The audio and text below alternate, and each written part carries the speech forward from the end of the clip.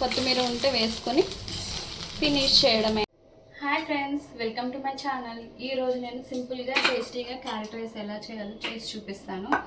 దానికి కావాల్సిన items: carrot rice కావాల్సిన మెయిన్గా క్యారెట్ తురుము, కొంచెం ఆనియన్, ఒక ఆనియన్ తీసుకున్నాను, లెమన్, సరిపోయేంత రైస్, సాంబార్ పొడి, ధనియాల పొడి, ఉప్పు, కారం, పసుపు, అంతే. ఎలా చేయాలో చూపిస్తా, చూడండి.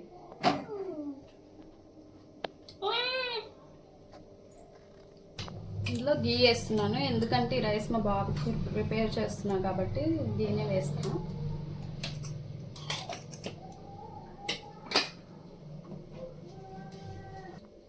మిల్ట్ అయిపోయినాక మనం జీలకర్ర వేస్తున్నాను, డైజెషన్కి మంచిది కాబట్టి.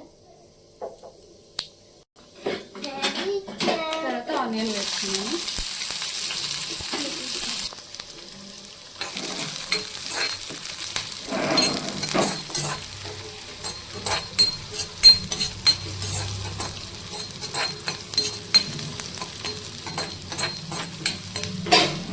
ఆనియన్స్ కంప్లీట్గా వేగొద్దండి, లైట్గా వేగితే సరిపోతుంది. కొంచెం సాల్ట్ వేస్తున్నానండి.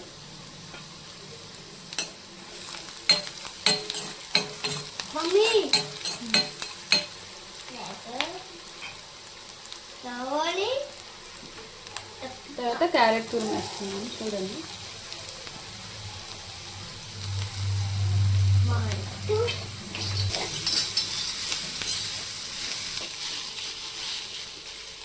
ఇలా క్యారెట్ హాఫ్ పైన ఉడికిపోయింది, ఇంకా చాలా ఉంది.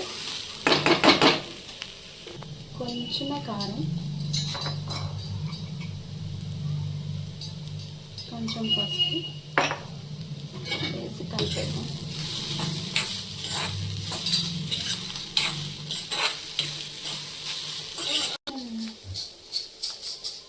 రైస్ ఇలా వేసుకోండి, పొడిగా అండి, అందుకే ఈ కలర్లో ఉంది. సింగిల్ పాలిష్ రైస్ వేసుకొని రైస్ మొత్తం కలిసిపోయేలాగా మొత్తం కలుపుకోండి.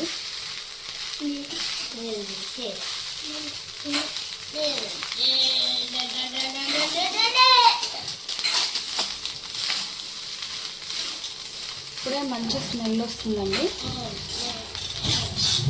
నెక్స్ట్ ధనియాల పౌడర్ కొంచెం,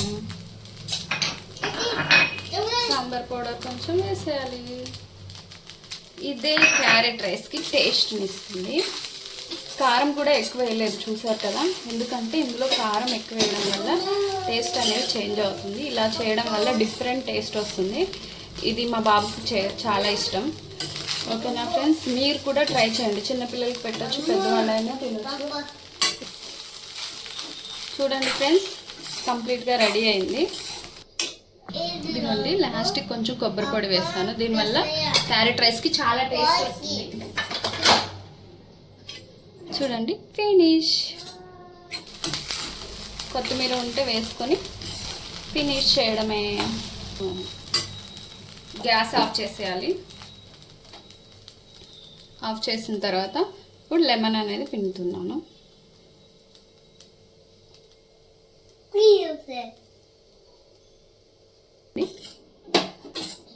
మా బాబు బాక్స్లోకి తీసేయాలి. ఇప్పుడు టేస్టీగా యమ్మీగా ఉండే క్యారెట్ రైస్ ఎలా ఉందో తిని చెప్తాను మీకు. చూడండి, చూడడానికి క్యారెట్ రైస్ ఎలా ఉందో. ఇలా క్యారెట్ అనేది ఉడికిపోతుంది, కొంచెం గట్టిగా ఉంటుంది, ఎందుకంటే ఈ వెజిటేబుల్ మొత్తం కుక్ చేసి తినకూడదు కాబట్టి 90% or 80% సరిపోతుంది. ఓకేనా ఫ్రెండ్స్, టేస్ట్ ఎలా ఉందో నిజంగా అండి, చాలా టేస్ట్ చాలా బాగుంది. మీకు ఈ వీడియో నచ్చినట్లయితే please like, share and subscribe.